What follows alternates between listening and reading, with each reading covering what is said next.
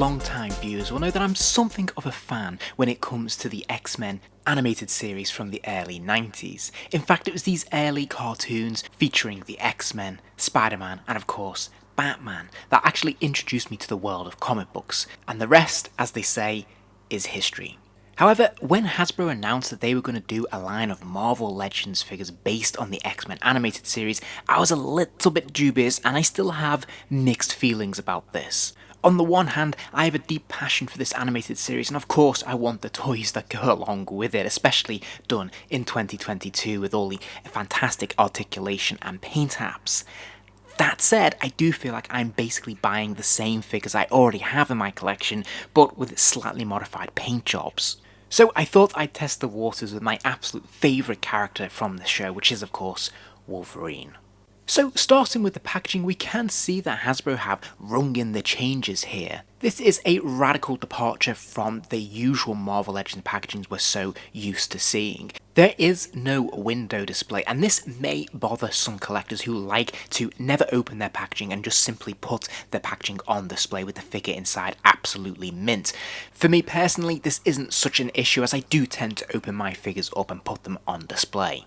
And I have to say, I do really like the artwork on this box. It is very reminiscent of the 90s artwork associated with this animated series, and of course it has been made out to resemble the old VHS cassettes that we would get back in the 90s, and I was a big collector of these back in the day. Absolutely loved these, so this is a real strong wave of nostalgia for me, and this is very powerful. So I have to say, I really do like this packaging, and I must note as well that the cardboard is a very thick, hard card as well, so there's no danger really of this getting dented or battered in the post. Likewise, the side panel again is in keeping with that VHS cassette look and branding. I really like this. I love that they have the Marvel Comics icon at the top of the packaging there. We have that image of Wolverine's head in profile, which I think is really cool. Of course, we have the rest of the branding as well, X-Men and his name, and we even have that Marvel Legends logo at the bottom, which is very reminiscent of what we would see on VHS cassettes back in the day. So I really like this. I think this is it's quite a novel approach, and it's quite fun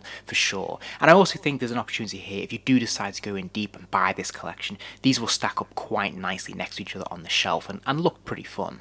The reverse of the packaging, in my opinion, is a little bit disappointing. It doesn't really have a lot on offer. It's awfully busy with text. There is a big bio there about the character, which I'm absolutely fine with, but there's so much copyright text at the bottom of this packaging.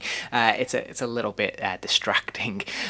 So it's fine. There is a nice image there, a photo of the figure in action, which is great. But all in all, it's a little bit bland, but as I said, it is trying to be in keeping with the style of the VHS packaging from back in the day, so I will forgive it. For anyone who's curious how the figure is actually packaged inside the box, he does come in a sort of loose rice paper kind of bag, and there's these two hardboard bits of card that sort of loosely keep him in place in the packaging. So he is quite secure. There's no danger of him moving around or rattling around or getting damaged in transit, but it's not the most appealing or attractive in a packaging, I have to say. So then, moving on to the figure himself, the first thing to note is that yes, this is essentially a reuse of their pretty much perfected Wolverine mold that they've been using for a few years now. I'm a big fan of this mold. Their proportions and sizings are pretty much perfect, and I really like this approach. However, it would be unfair of me to suggest that this is simply a repaint of an existing figure, because there are actually quite a lot of subtle changes to this figure. And chief amongst them is the head sculpt. You'll notice that he does have this much wider mask, particularly in the black area. It is actually much wider, much taller than we're used to seeing on any previous Marvel Legends Wolverine figure, at least from Hasbro. And this is a lot more accurate to what we see on screen in the animated series, and it's a lot more closer to what I tend to think of as Wolverine. When I was growing up in the 90s, he did have these big sort of fin-like black pieces on his mask, which did seem to stretch out quite wide. So for me, this is a real treat. This is the first time I've seen this, and I'm really glad to have it. But crucially, you'll also be able to spot some of the shading that this figure has to replicate some of the shading that we see in the show. You can see it on the side of his head there, on his neck and on his shoulders. You can see that obviously there's a real attempt to accurately capture the shading that we see in the animated series. This shading runs through pretty much everywhere on the figure, which is great, and I think for the most part it's pretty successful. Although you may notice that this shading is reserved primarily for the front of the figure and not so much on the back, where there is very little to no shading whatsoever.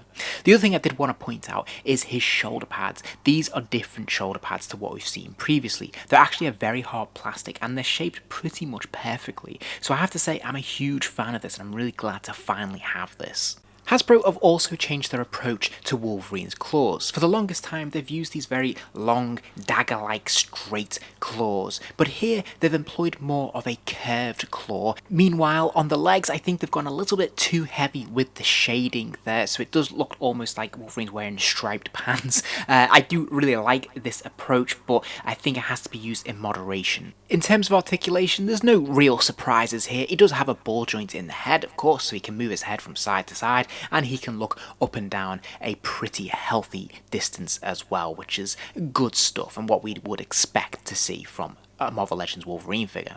He's got ball joints in the shoulders, so of course his arms do lift up and out to the side. He's also got that butterfly joint in the chest, which is absolutely fantastic, so he can kick his arms all the way back and forwards, which is brilliant. He has an upper bicep swivel, of course, double jointed elbow, and a pin swivel at the wrist, so he can rotate that wrist 360 degrees, and of course it's hinged, so he can bend it forwards and backwards as well. Now he's got a swivel at the waist, so he can spin 360 degrees if you want him to, but he's also got that ab crunch there as well, meaning he can bend forwards and backwards. And again, this is a pretty generous joint here, which allow him a good range of motion. He's got ball joint in the hips, so his legs do kick out to the side. He's got the upper thigh swivel, but he's also got this swivel at the boot as well. The top of the boot cut there, it can rotate right the way around, which is pretty cool. Now, of course, the legs also kick forwards and they kick backwards, and again there is another double joint at the knee there, meaning his lower leg can kick all the way back. And then finally there is an ankle pivot, so of course his foot can hinge from side to side, it can hinge forwards and backwards, and you couldn't really ask for more.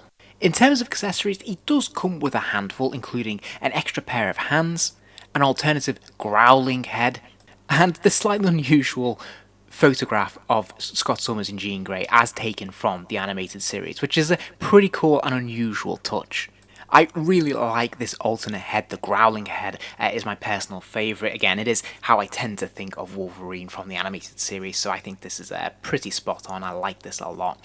The alternate hands, of course, have no claws on them, but they are sort of at rest, which is quite nicely done.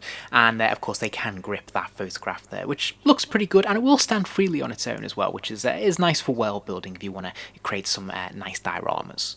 Now, for the sake of a size comparison, here he is standing next to the Marvel Legends Spider-Man. As you can see, he is a good deal shorter, as he should be, and I think this scaling is pretty accurate. And as a point of comparison, I thought it'd be interesting to put him next to an earlier Wolverine from Hasbro, and this is the Wolverine from the Love Triangle box set from a few years ago. As you can see, there are significant differences here, even though they've basically used the same body mold for the most part. For a start, the colours are a lot brighter and a lot more colourful and a lot more attractive. For me, this is a real joy because it's the animated series Wolverine that I've always had in my head growing up. So to finally have him in these colours with these correct shoulder pads is a dream come true. And here you can really see the difference in head sculpts as well, in particular the mask and the approach they've taken there. So again, for me, being a fan of the animated series, I have to say they've done a really nice job of this version of Wolverine. And then finally, I thought I'd just compare the claws on these two Wolverines and just really highlight the different approach they've taken here. So obviously you can see with the comic book Wolverine from the Love Triangle box set, we have the claws jetting out of the wrist themselves. They're a separate plastic piece that sort of stick in, which is great, but they are a lot more solid in terms of being straight and a bit more jagged, whereas of course this new version of Wolverine obviously has the curved blades. They are a single piece that are stuck on top of the glove, and I'm not sure if one approach is better than the other, but the one thing I would say about this new Wolverine is that it doesn't suffer from some of the issues that the previous one did. So the claws are all pretty much straight, they're pretty much separate, which is great, whereas the other Wolverine, the claws could have a tendency to get a bit maligned and bent out of shape.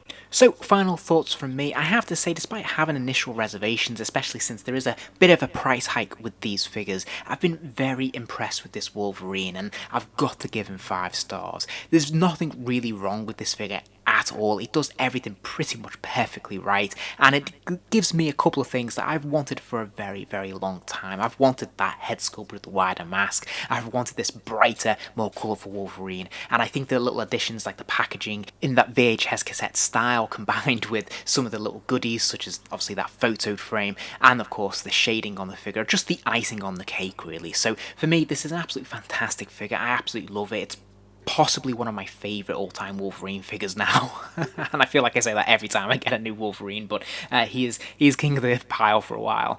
I'd say I really, really like this. Now, the big question is, would I invest in the others? I'm not sure. It all depends on whether they do enough things different with them from figures I already have. With Wolverine, there's definitely enough difference here to make him distinct and clearly part of the animated series universe, as opposed to just a repaint of an existing figure I already have. So I'll watch the others more carefully and perhaps make up my mind closer to the time.